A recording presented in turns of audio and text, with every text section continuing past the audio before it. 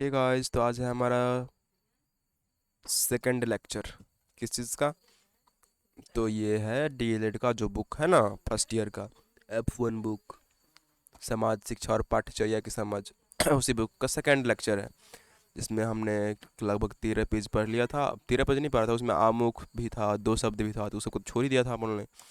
फिर भी लेकिन 13 पेज हो गया, ऐसे करके 144 तक पहुंच जाएंगे, फिर ये बुक खत्म हो जाएगा। समझो तो कितना 10-12 लेक्चर में ख़त्म करने का टारगेट है, आप देखो कितना जाता है। ठीक है, तो अभी आराम से पढ़ते हैं। तो मैं जूम करता हूँ ताकि तुम लोगों को अच्छे से दिखे। हाँ, यहाँ तक देखो। इस तो ये वाला पढ़ लिया था मैंने, क्रियाकलाप भी आप लोगों ने पढ़ लिया था। यहाँ से हाँ, विषय वस्तु की समझ।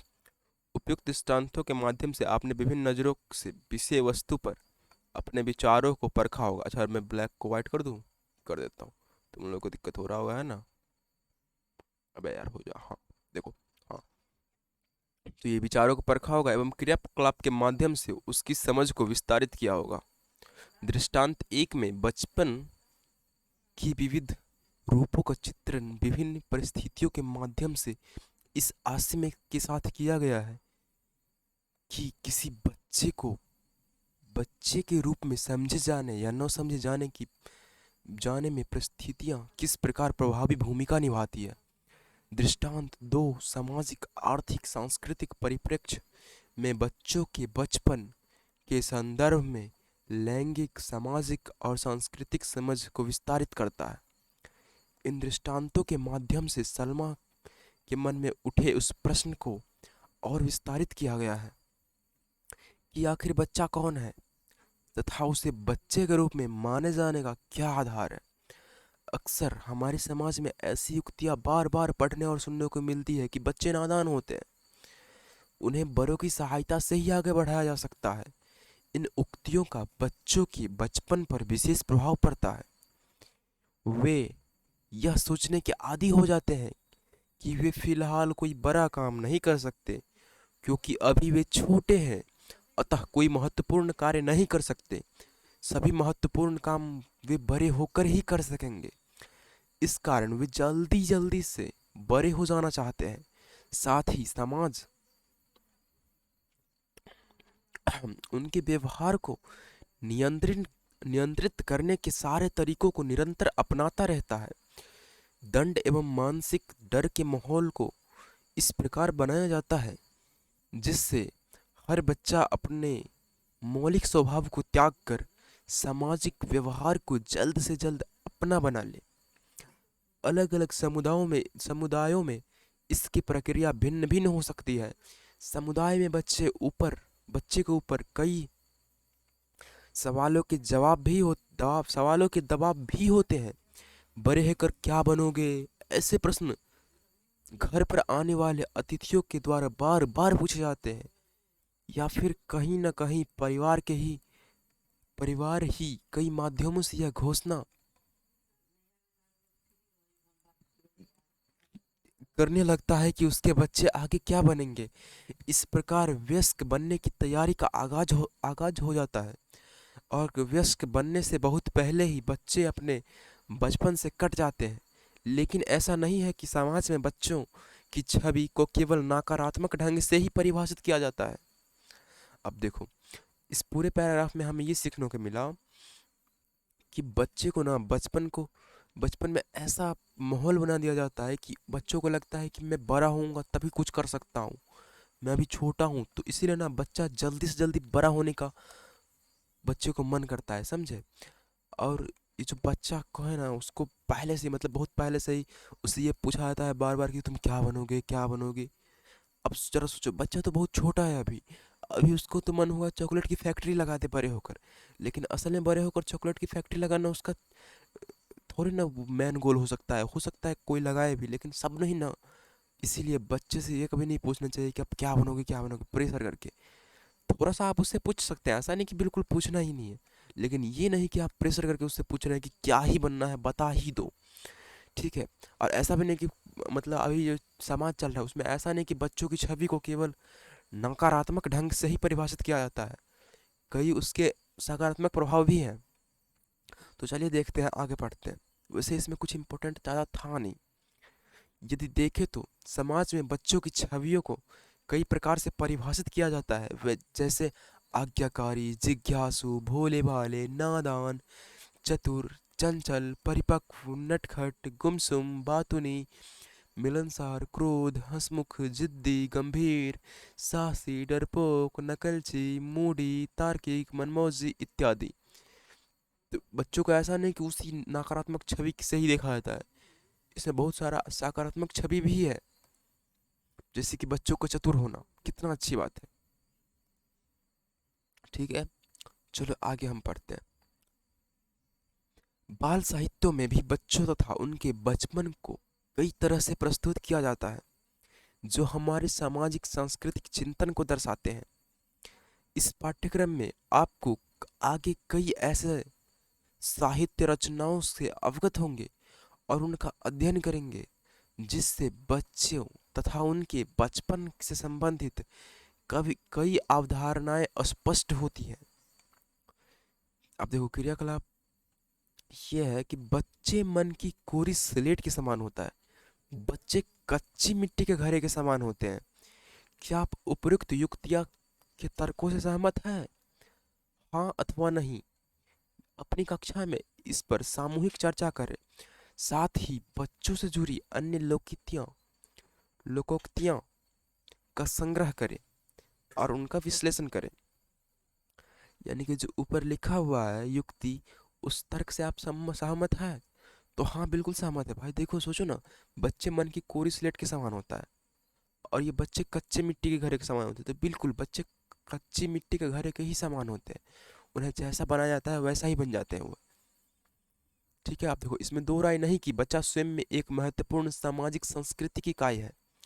हर सामाजिक सांस्कृतिक परिप्रेक्ष्य में बच्चे एवं बचपन को अलग अलग नजरिए से देखा जाता है। हर जाति, धर्म व परंपरा में बच्चे तथा बचपन की समझ अलग अलग है। जाति, धर्म व आर्थिक व सामाजिक दशा आदि बच्चे के बचपन को देखने में के हमारे नजरिए को प्रभावित करते हैं। समाज में परोक्ष एवं प्रत्यक्ष दोनों तरीकों से बच्चे को जातीय संस्कारों एवं सामाजिक संबंधों को सिखाया जाता है। किसके साथ बैठना है, किसके साथ खेलना है, किसके साथ खाना है, ये सारी बातें सिखाई जाती है। इससे यह स्पष्ट होता है कि समाज बच्चों को एक ऐसी इकाई के तौर पर भी देखता है, जिन्हें सामाजिक सांस्कृतिक मान्यताओं को सीखना वयस्कों की अपेक्षा सहज है। हम यह भी देख सकते हैं कि जहाँ एक और अभिजात्य वर्गों में बच्चों के लालन पालन एवं सुरक्षा की अलग अवधारणा है, वहीं सुविधा विहीन परिवारों में बच्चों के लालन पालन भिन्न प्रकार से होते हैं। उदाहरण के तौर पर वैश्वीकरण के इस दौर में बच्चों के पालन पोषण के लिए क्रेच का सहारा लिया जा रहा है, क्योंकि माता पिता दोनों बाहर काम करते हैं। अन्य विकल्प के तौर पर माँ बाप के स्थान पे बड़े भाई या बहन अपने छोटे भाई बहन की देखरेख में तो होते हैं। गांव में तो कभी कभी माता पिता बच्चों के साथ खेत अपने बच्चों को खेतों पे भी ले जाते हैं। धीरे धीरे उन्हें अपने साथ काम पर भी ले जाना शुरू कर देते हैं। इस माहौल में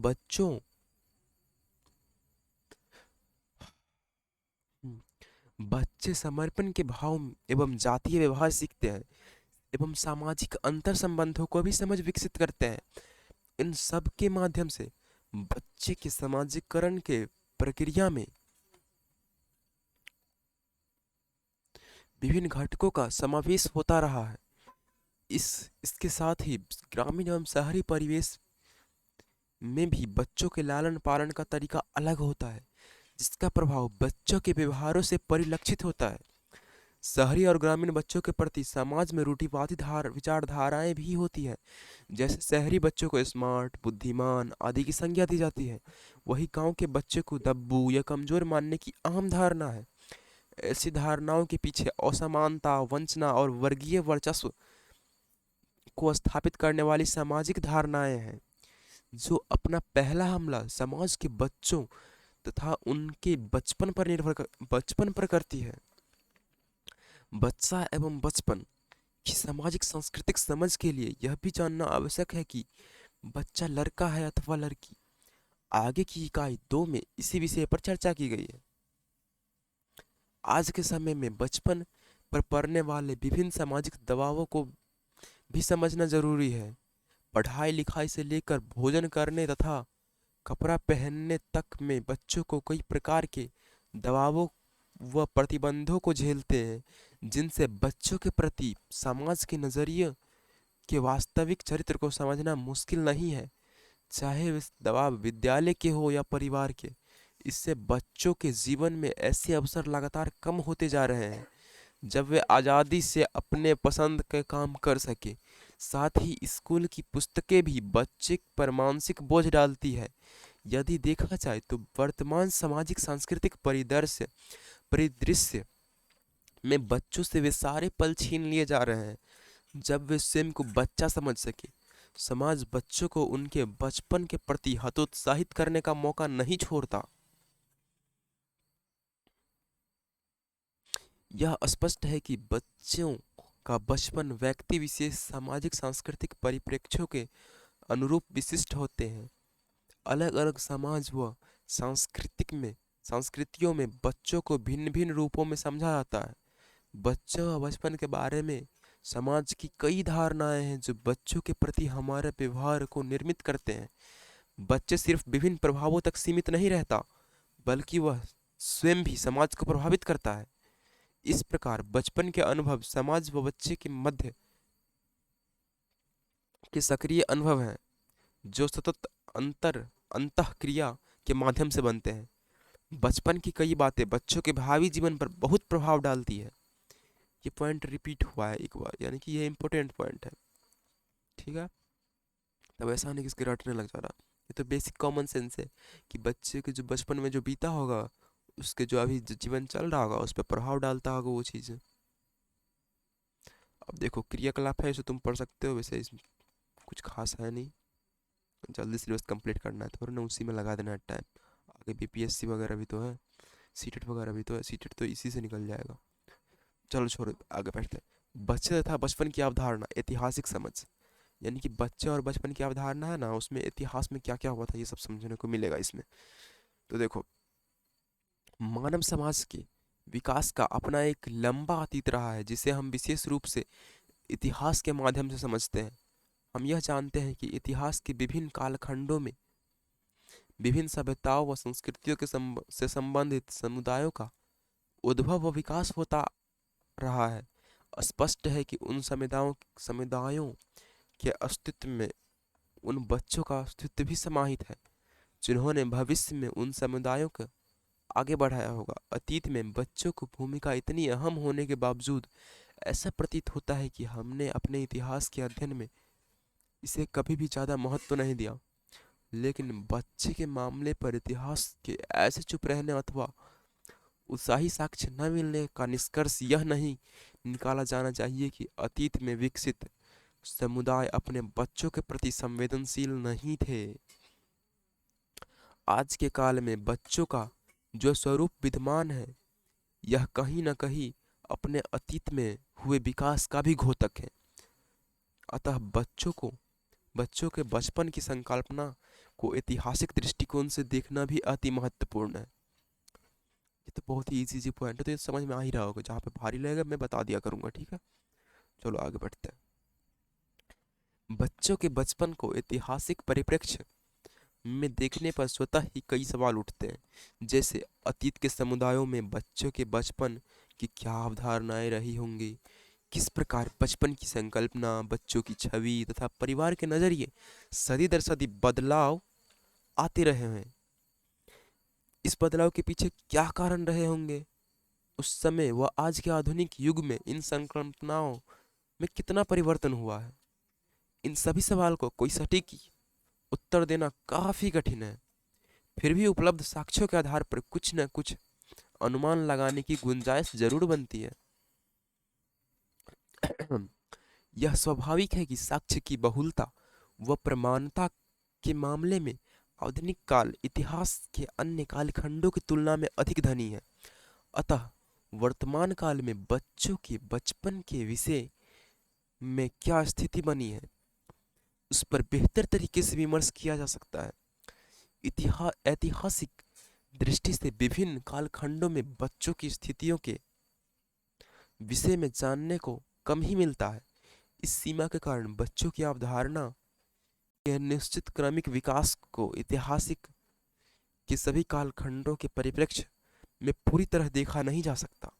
यहाँ हम बच्चों और बचपन से संबंधित कुछ मूलभूत विशेषताओं व मान्यताओं को लेते हुए इतिहास में उनसे जुड़े साक्ष्यों का विश्लेषण करेंगे।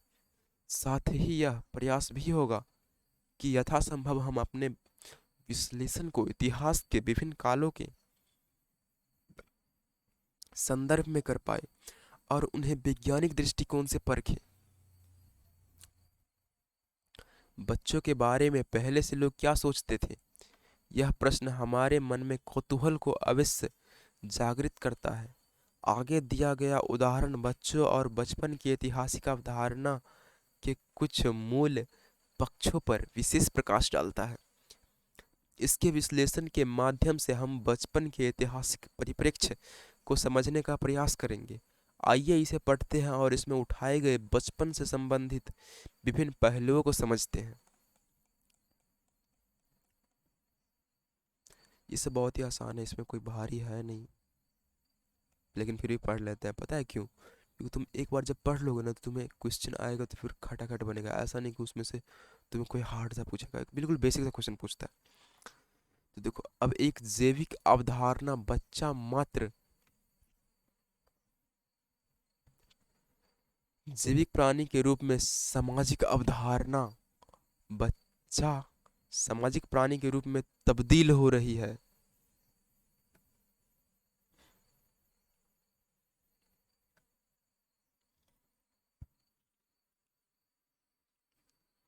कि बच्चा सिर्फ जैविक छोटा प्राणी नहीं,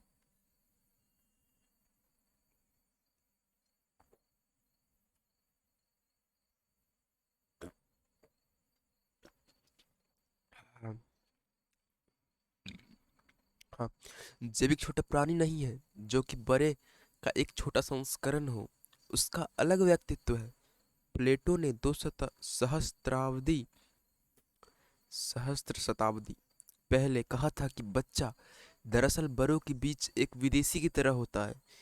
जैसे आप किसी विदेशी से जिसकी भाषा आपको ना आती हो जब बात करते हैं तो आपको मालूम होता है कि मेरी कई बातें वे ठीक समझेगा, कई नहीं समझेगा या गलत समझेगा। और जब भी कुछ बोलता है अपनी भाषा में बोलता है और हमको उसकी भाषा नहीं आती तो हम भी उसकी पूरी बात को नहीं समझ पाते हैं। कुछ समझते हैं, कुछ नहीं समझते हैं, और इस तरीके से आदान प्रदान होता है। वह आधा अधूरा ही रहता है। प्लेटो ने जरूर इस रूपक को यह सब सोचकर रखा होगा कि जब बच्चों से लोग बात करते हैं तो केवल इस कारण कि ये बच्चा मनुष्य जैसा दिखता है ये न सोचे कि ये मेरी बातों को समझेगा और मैं इसकी बात को समझूंगा। उनके बीच में ये गुंजाइश रहे हैं कि वे दोनों ही एक दूसरे की बातों को नहीं समझ पाएंगे। संप्रेषण का एक बहुत बड़ा क्षेत्र रहेगा जो अंधेरा में रहेगा। जाहिर है उस समय इतना मनोविज्ञान विकसित नहीं हुआ था कि प्लेटो समझ सकता कि क्यों अंधेरा रहता है, लेकिन उसने फिर भी एक बहुत बड़ी बात कही थी और इस आधार पर अनुशंसा भी की थी अपने बीच। जैसा सम्मान हम विदेशियों को देते हैं वैसा ही सम्मान हमें बच्चों को भी देना चाहिए। अभी तो समझ में विदेशियों को देते हैं वैसा ही सम्मान हमें बच्चों को भी देना चाहिए। अभी तो समझ में नहीं आ रहा है, लेकिन क्या पता बाद में वही सही निकले। वैसे ही बाद में वही रहेगा, हम तो नहीं रहेंगे। तो इस नाते कम से कम एक संस्कार रखने की कोशिश प्लेटो ने की थी। और पिछले 2000 सालों पर गौर करें तो ऐसे कई लोग हुए जिन्होंने हमें याद दिलाया कि बच्चों को गंभीरता से लेने की जरूरत है। हमारे देश में भी ऐसे लोग लगातार होते रहे।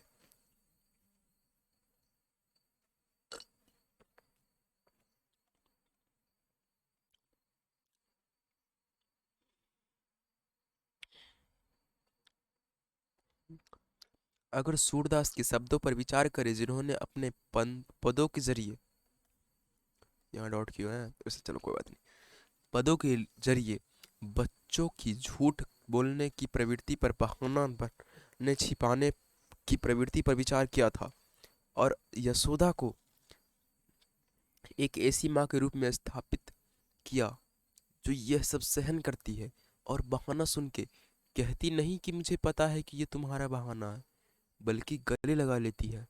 तो सूर कौन सा रूपक रच रहे थे?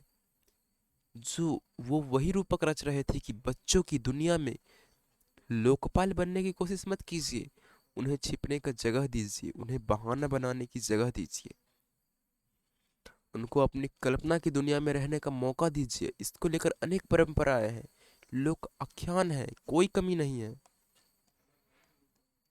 ये भी आप क्रियाकलाप चाहे तो पढ़ सकते हैं, वैसे इसमें कुछ खास है नहीं, तो मैं आगे बढ़ जाता हूँ।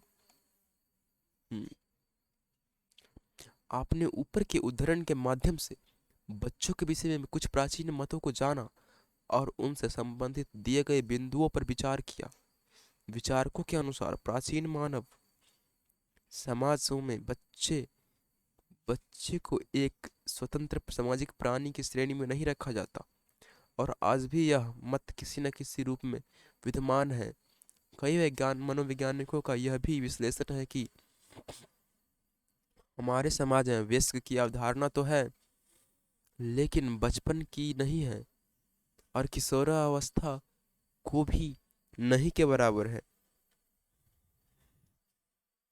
बच्चे के 3-4 साल की आयु बीतने के बाद से हमारे समाज तथा परिवार में उससे की जाने वाली अपेक्षा दरअसल उसके वयस्क बनाने की तैयारी रही है, और बचपन की संकल्पना को यहाँ कभी स्वीकारा नहीं गया।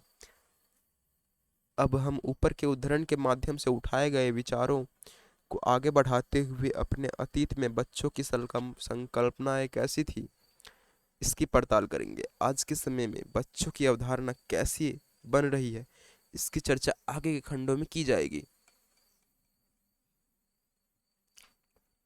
अतीत में देखो तो प्राचीन सभ्यताओं में बच्चों के विषय में कुछ उत्साहवर्धक अनुमान लगाने की भरपूर संभावना मिलती है। अब तक की खोजों में कुछ साक्ष्य ऐसे मिले हैं जो कि हड़प्पा कालीन सभ्यता के लोगों के बच्चों एवं बचपन के प्रति संवेदनशील होने का स्पष्ट प्रमाण देते हैं। खिलौनों का पाया जाना उनकी संवेदनाओं एवं जागरूकता का ही एक उदाहरण है। यहाँ भवन निर्माण से जुड़ी एक महत्वपूर्ण बात भी ध्यान आकर्षित करती है। हड़प्पा कालीन भवनों के मुख्य द्वार पर कभी मुख्य सड़क की ओर नहीं पाए गए। ऐसा माना जाता है कि इसका मुख्य कारण बच्चों की सड़क पर चलने वाले सवारियों से सुरक्षा करना भी था।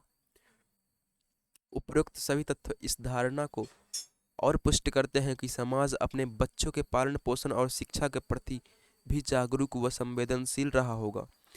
जिस सभ्यता में लोग अपने बच्चों के प्रति इतने सचेत रहे हैं, अनुमान के आधार पर उस समाज में एक जीवंत बचपन की अपेक्षा की जा सकती है। इसके साथ साथ प्राचीन काल में रचित काव्य कथा कहानियों में भी उस काल के बच्चों के बचपन की छवि दिखती है। उदाहरण के तौर पर कालिदास रचित अभिज्ञान शाकुंतलम में शकुंतला पुत्र भरत के बचपन की परिस्थितियों का वर्णन है। प्राचीन काल की कई कथाओं में ऐसे उदाहरण भी है जहां बच्चों के बचपन पर सामाजिक दबाव काबिज है। महाभारत के कर्ण और एकलव्य की कथा से आप जरूर परिचित होंगे।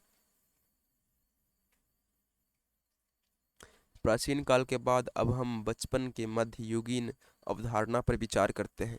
इतिहासकार फिलिप एरिज 1962 मानते हैं कि एक बार जब बाल्य अवस्था की संस्था का अभ्युदय होना आरंभ हुआ, तो समाज में वयस्कों और बच्चों के मध्य के संबंध की स्थिति बदलने लगी। बच्चों को वयस्क की वास्तविकता से बचाने के क्रम में बच्चों से उन सभी असहज बातों को छिपाना असहज बातों को छिपाना शुरू हुआ, जिससे बच्चों के लिए जानना अच्छा नहीं माना गया। एरिज ने चित्रोलेखों, सामग्री आदि के विश्लेषण से निकाला कि मध्य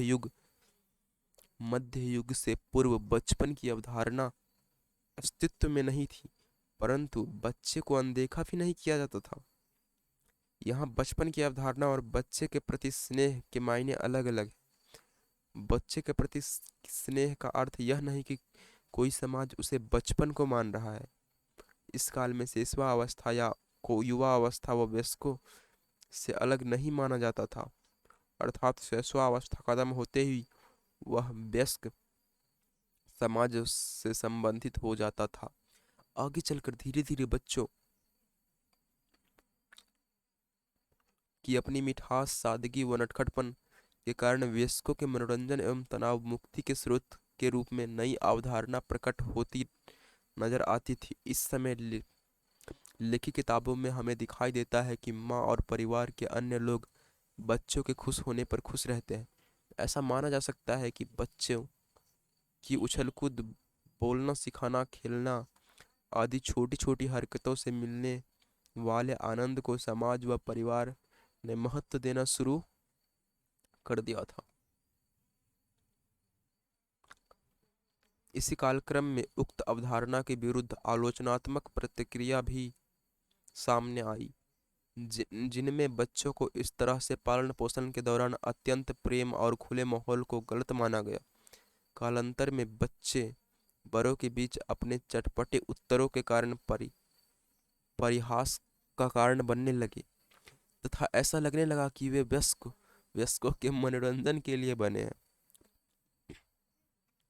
यदि आलोचनात्मक दृष्टिकोण से परखे तो पाएंगे कि फिलिप एरिज का यह विश्लेषण का दायरा वस्तुतः एक विशेष अभिजात्य वर्गों के बच्चों पर ही सीमित है, जिसे मध्ययुगीन समाज के अन्य वर्गों के बचपन शामिल नहीं है।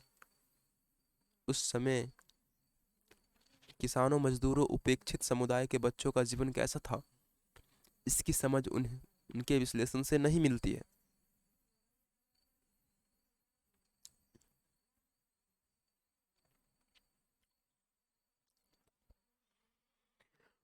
यदि मध्यकाल में भारतीय समाज का विश्लेषण करें तो हम यह पाएंगे कि इसके राजनीतिक, सामाजिक, आर्थिक एवं सांस्कृतिक परिदृश्य में कई बदलाव आए, जो मुख्य रूप से भारत में बाहर के समुदायों के आगमन के कारण हुआ।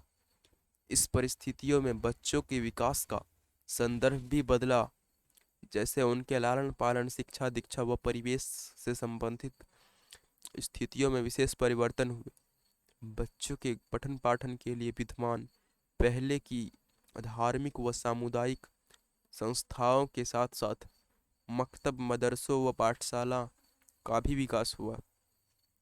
इसी काल में ईसाई मिशनरियों के आने से बच्चों के बचपन पर प्रभाव परिलक्षित होने लगा। इन संस्थाओं इन संस्थाओं का आप आज भी विकसित रूप देख सकते हैं। मध्यकाल के उत्तरार्ध में लगभग 17वीं शताब्दी के आरंभ से वैश्विक स्तर पर बच्चों की अवधारणा में कुछ और परिवर्तन हुए। अब विचारकों का बच्चों के प्रति रुझान का कारण बच्चों के उनका स्नेह नहीं था, बल्कि बच्चों के प्रति मनोवैज्ञानिक व नैतिक चिंता थी। वे बचपन की अवधि को समझ के विकास का समय मानते थे। धीरे धीरे बच्चों के मनोविज्ञान पर टिप्पणियों का दौर भी शुरू हुआ। एक बार चेक कर लेता हूँ। हाँ चलो, हो रहा है। कहाँ था हम? अपन लोग थे, शुरू हुआ था। बचपन के भोलेपन के साथ साथ बच्चों की तर्कशीलता हाँ विकसित करने, विचारशील व्यक्तित्व का निर्माण करने पर जोर दिया गया, ताकि वे अच्छे व सभ्य नागरिक बन सके। बच्चों के व्यवहार में परिवर्तन लाने के लिए विभिन्न प्रयोगों व युक्तियों को भी अपनाए जाने का दौर शुरू हो गया। कुल मिलाकर देखा जाए तो मध्यकालीन सामाजिक व्यवस्था में बाल्य अवस्था की वैश्विक अवधारणा में कई अस्थायी परिवर्तन हुए, हालांकि पूरे वैश्विक स्तर पर उनमें कितना परिवर्तन आया इसकी स्पष्ट समझ बना पाना कठिन है।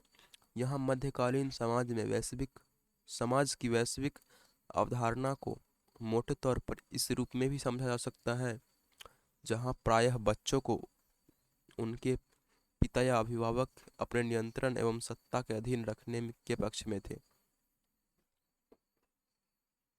वहीं दूसरी ओर पारंपरिक भारतीय दृष्टिकोण में बच्चों को दया, करुणा, अहिंसा इत्यादि का अधिकारी माना गया। बच्चों में आत्म अनुशासन, दूसरों का सम्मान करने वाला निश्चल इत्यादि गुणों का आवश्यक समझा गया। गहराई में देखा जाए तो बचपन की विशिष्ट चरित्र, स्नेह व दया भावना वाली अवधारणा का उद्भव परिवार में हुआ। वहीं इसके विपरीत नियंत्रण, सत्ता और अनुशासन की दूसरी अवधारणा परिवार के बाहर के स्रोतों से निकल कर आई।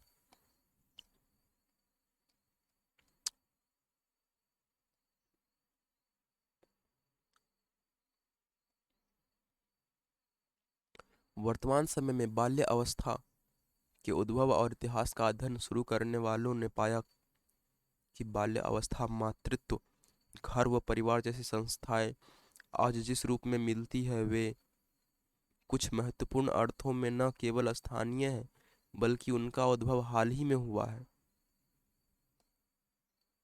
अर्थात बाल्य अवस्था को हम जिस रूप में जानते हैं वह न केवल एक आधुनिक आविष्कार है बल्कि उसकी प्राकृतिक संस्थागत है। संस्थागत बाल्यावस्था उन दृष्टिकोणों, भावनाओं, रिवाजों तथा नियमों से बंधी है जो एक बच्चे और उसके बुजुर्गों के बीच गहरी खाई खोदते हैं। इससे बच्चों और युवाओं को अपने इर्द गिर्द तथा समाज से संपर्क स्थापित करने में कठिनाई आती है या यह संपर्क असंभव हो जाता है, और तो और वे समाज में किसी प्रकार की सक्रिय जिम्मेदारी या उपयोगी भूमिका भी नहीं निभा पाते। जॉन हॉल्ट का मानना है कि आधुनिक बाल्य अवस्था की संस्था, दृष्टिकोण, रीति रिवाज और आधुनिक जीवन में बच्चों से संबंधित कानून इत्यादि का निर्माण एक अनिवार्य प्रयास है, जिसके अंतर्गत बच्चों का जीवन किस प्रकार है, बड़े बुजुर्ग इनके साथ किस प्रकार के व्यवहार करते हैं, इनके जीवन के लिए क्या बेहतर हो सकता है इत्यादि, ये सब प्रश्न वयस्कों ने पहली बार आधुनिक युग में सोचना प्रारंभ किया। यह स्पष्ट है कि आधुनिकता ने बच्चे एवं बचपन के प्रति हमारी समझ में व्यापक बदलाव किए हैं। आगे के भाग में हम इस पर चर्चा करेंगे। सामाजिकरण की समझ। समाजीकरण की अवधारणा, विभिन्न पहलुओं का विश्लेषण। यह समाजीकरण की अवधारणा क्या है और बच्चों के संदर्भ में क्यों महत्वपूर्ण है, इसे समझने के लिए आइए आगे दिए हुए दृष्टांतों का अध्ययन एवं विश्लेषण करते हैं।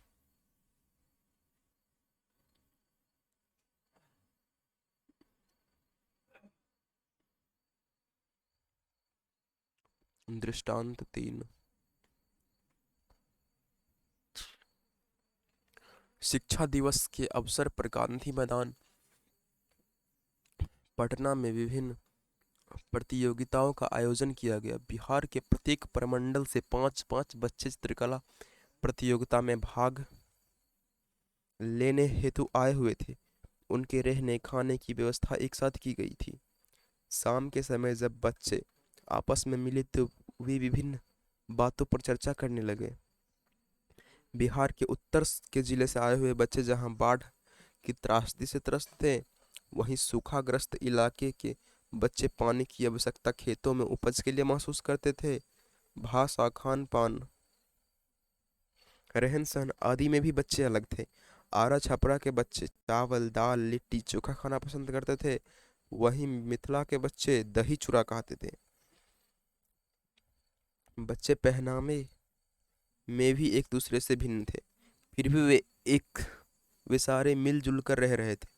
उनके सामाजिक सांस्कृतिक, जातीय, धार्मिक और भौगोलिक विशेषताओं के कारण उन्हें उनके आचरण, व्यवहार, रहन सहन, भाषा एवं रीति रिवाजों में भी अंतर दिखाई पड़ता था। अब देखो इसका विमर्श बिंदु ये है, विभिन्न क्षेत्रों का प्रभाव बच्चों के बचपन पर कैसे पड़ता है। सो उदाहरण व्याख्या करें। पढ़ लेना तुम वैसे, मैं बताता हूँ फिर भी। विभिन्न प्रमंडल से आए बच्चों की समाजीकरण को प्रभावित करने वाले प्रमुख कारकों की पहचान करके उनका उल्लेख करें। यदि दो बच्चों की पृष्ठभूमि एक जैसी नहीं है तो इस आधार पर उनमें अंतर किया जा सकता है। ऐसी स्थिति में शिक्षक के समक्ष कई प्रकार की कक्षागत चुनौतियां उभर आती हैं। इस संदर्भ में विचार करें, अपनी कक्षा के बच्चों को विविधता और विभेद की अवधारणा को आप कैसे समझाएंगे। क्रियाकलाप पढ़ लेना। चलो आगे बढ़ते हैं। दृष्टांत 4। रमेश बाबू एक धनी किसान थे। उनके दो बच्चे थे, सुदेश और मुकेश, जो अपने परिवार के साथ अपने पिता रमेश बाबू के घर पर ही रहते थे एवं खेती में उनका हाथ बटाया करते थे। सुदेश के दो बेटे थे, जब वे मुकेश को एक बेटा और मुकेश जब कि मुकेश के एक बेटा और एक बेटी थी। चारों बच्चे घर के आंगन में एक साथ खेला करते थे। एक दिन रमेश बाबू की चाची उनके घर आई। चाची को चारों बच्चों का इस तरह खेलना अच्छा नहीं लगता था। उन्होंने पिंकी को बुलाकर पास बैठाया और कहा कि मेरे पैर में बहुत दर्द है, जरा तेल लगा दे। तभी पिंकी की माँ सैल ने कहा, चाची अभी तो वह बच्ची है, लाइए मैं लगाता हूँ। चाची भड़क कर बोली, 10 साल की लड़की है और तुम इसे बच्ची कह रहे हो? तुम भी क्या बात करती हो? दिन भर केवल भाइयों के साथ खेलती है, आखिरकार घर का रीति रिवाज वो संस्कार कब सीखेगी? स्कूल से आते ही बंदरों की तरह उछलती रहती है। इसे कुछ काम धंधा सिखाओ, नहीं तो बहुत बदनामी होगी। सैल ने कहा, चाची इसे समय कहाँ मिलता है? स्कूल के कार्य से तो बस थोड़ी सी फुर्सत मिलती है। उस उसे भी तो खेलने का मन करता है ना। चाची ने कहा, भाई आजकल जमाना ही बदल गया। हमारे जमाने में तो बच्चियों माँ के कामों में हाथ बटाती थी, बड़े बुजुर्गों की सेवा करती थी, परंतु आज ये पढ़ने लिखने वाली पीढ़ी घर और परिवार को तो कुछ समझती ही नहीं है। सैल ने कहा, चाची पढ़ना लिखना भी तो जरूरी है। समय के साथ साथ नहीं चलेंगे तो बिल्कुल पिछड़ जाएंगे। आज समाज की सोच बदलने लगी है। चाची ने कहा, तुम्हारी बातें तुम ही जानो, मैं तो मंदिर चली। मंदिर में उन्होंने गांव की अन्य महिलाएं मिल गई।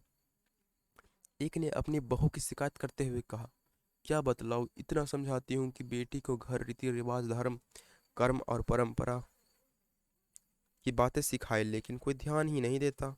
दूसरी ने कहा, अरे पहले तो मुस्लिम परिवार की लड़कियां पर्दा किया करती थी, आज तो वे भी पढ़ने के लिए स्कूल जाती है। तीसरी ने कहा, शहरों में तो लड़कियां और भी स्वतंत्र हो गई है, लड़कों की तरह शर्ट पैंट पहनकर घूमती है।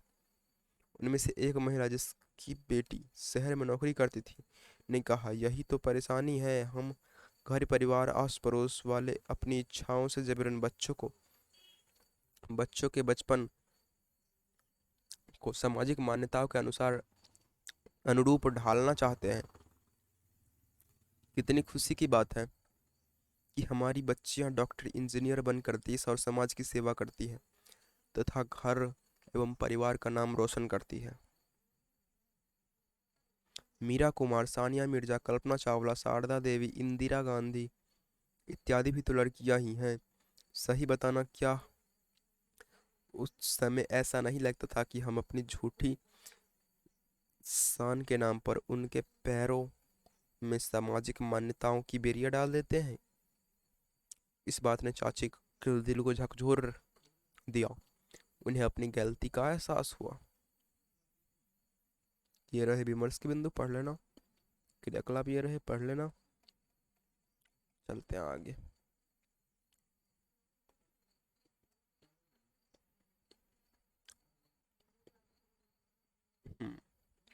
विषय वस्तु की समझ। उपरोक्त दृष्टांतों के माध्यम से आपने देखा कि सामाजिकरण की प्रक्रिया कैसे समाज में आकार लेती है, कैसे सामाजिक, आर्थिक, सांस्कृतिक, भौगोलिक एवं पारिवारिक कारक बच्चों के बचपन को अलग ढंग से देखते हैं, उनके समाजीकरण को प्रभावित करते हैं। आपने क्रियाकलापों के माध्यम से भी इसकी सहायता की, पड़ताल की। बच्चा समाज में जन्म लेता है और जन्म से ही वह सामाजिक विश्व का अंग बन जाता है।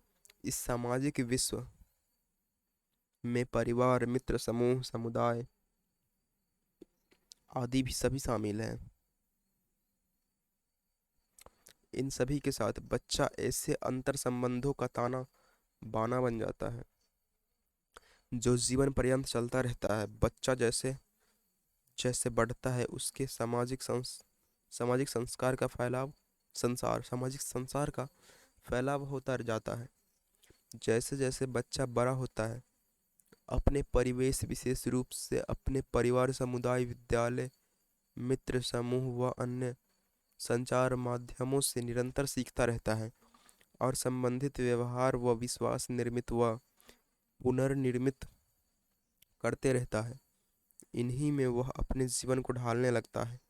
हर समाज अपने तरह के लोग चाहता है, इसीलिए परिवार, जाति, समूह, धर्म जैसी न जाने कितनी ही संस्थाएं समाज ने ऐतिहासिक विकास क्रम से बनाई हैं।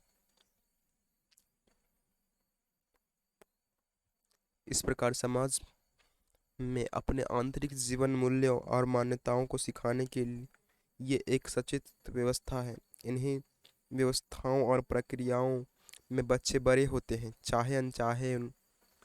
उनका सामना विभिन्न सामाजिक संस्थाओं और प्रक्रियाओं से होता है। ये संस्थाएं और प्रक्रिया प्रत्यक्ष और अप्रत्यक्ष रूप से बच्चों को कुछ करने के लिए और कुछ ना करने के लिए कहती है। बच्चों की अपनी एक निराली दुनिया होती है जिसमें कभी कभी बड़े अपनी सामाजिक हैसियत की दरार डालते नजर आती है।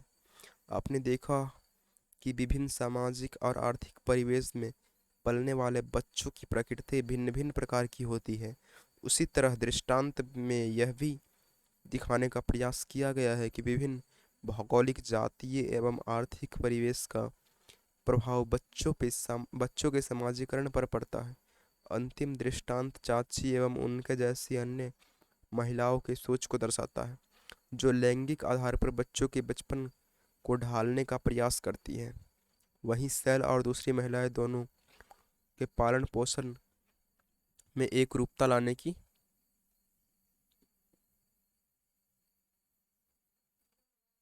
बात करती है। अगर देखा जाए तो बच्चे का विकास कैसे हो, समाज में उसकी भूमिका कैसी हो, यह विभिन्न कारकों के द्वारा निर्धारण होता है।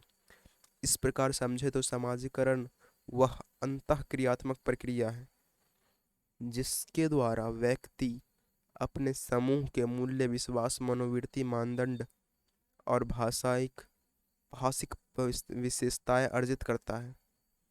तो देखो यहाँ सामाजिकरण क्या है, ये क्वेश्चन बन सकता है।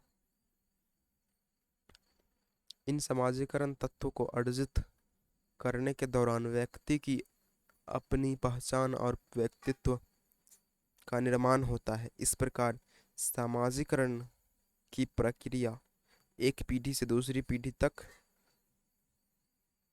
सामाजिक निरंतरता को बरकरार रखती है। अगर देखा जाए तो सामाजिकरण मूलतः सदस्यों द्वारा समाज के तरीकों सीखने की क्रिया है। इसका अभिप्राय यह है कि बच्चा संस्कृति के तत्वों को आत्मसात आत्मसात कर अपने व्यवहार को सामाजिक मान्यताओं के अनुरूप परिमार्जित कर समाज का सदस्य बनता है। बच्चा समाज में सह अस्तित्व, परस्पर निर्भरता और अपेक्षाएं सीखता है। इस प्रक्रिया में वह अपने आप को जैविक प्राणी से सामाजिक प्राणी के रूप में रूपांतरित करता है और वह समाज के स्वीकार्य सदस्य बनता है। यहाँ यह ध्यान रखना आवश्यक है कि बच्चे के जेंडर के अनुसार एक ही समाज अलग अलग तरीकों से समाजीकरण करता है।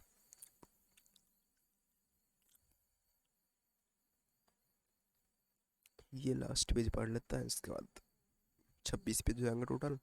ऐसे करके 10 दिन में खत्म हो जाएगा, 10 लेक्चर में। चलो, इस प्रकार समाजीकरण की अवधारणा के कई पहलू हैं। विभिन्न शास्त्र समाजीकरण की एक प्रक्रिया के अलग अलग पहलुओं पर बल देते हैं। निर्विज्ञानी समाजीकरण को मुख्यतः एक पीढ़ी से दूसरे पीढ़ी तक सांस्कृतिक हस्तांतरण के रूप में देखते हैं। समाजशास्त्री समाजीकरण के मुख्य रूप से सामाजिक भूमिकाओं को सीखने के रूप में देखते हैं। इस परिप्रेक्ष्य में व्यक्ति अपने समूह की भूमिकाओं को सीखते हुए और उसे आत्मसात करते हुए उसका अभिन्न अंग बन जाता है। कुछ समाजशास्त्री समाजीकरण को स्व अवधारणा के निर्माण के रूप में देखते हैं। आत्मीय और पारस्परिक संबंधों के संदर्भ में स्व और पहचान के विकास को समाजीकरण का केंद्रीय अंग समझा जाता है। शिक्षक के रूप में हमारा बच्चों के साथ गहरा संबंध होता है, इसीलिए हमें समाजीकरण की उस प्रक्रिया को समझने की आवश्यकता है जो बढ़ते बच्चों पर प्रभाव डालती है। दूसरे शब्दों में संदर्भ और मुख्य संबंधों का बच्चों के विकास पर क्या प्रभाव पड़ता है, इसे जानना आवश्यक है। व्यक्तियों में विचार प्रक्रियाएं समाजीकरण के दौरान विकसित होती हैं। अतः समाजीकरण वह तरीका है जिसमें ज्ञान की पीढ़ी से अगला पीढ़ी को संप्रेषित किया जाता है। सामाजिक निरंतरता एवं एकता के लिए समाज द्वारा स्वीकृत या निर्धारित मानदंडों, मूल्य और नियमों का अनुपालन आवश्यक है। सामाजिक रीति रिवाज, धार्मिक अनुष्ठान, सामाजिक समारोहों के रूप में परंपराएं इत्यादि वे तरीके हैं जिनमें समूह एक दूसरे से बंधे होते हैं। विवाह, जन्म, मृत्यु, आयोजनों एवं धार्मिक उत्सवों जैसे अवसरों पर सामूहिक सहभागिता इसके उदाहरण है। बढ़ते हुए बच्चों विभिन्न प्रकार से समुदाय के तरीके सिखाए जाते हैं। समाजीकरण बच्चों की सामाजिक नियमों एवं परंपराओं को सिखाता है। हमारे समाज की अनेक नियम एवं मान्यताएं हैं। चलो अगला दिन देखते हैं।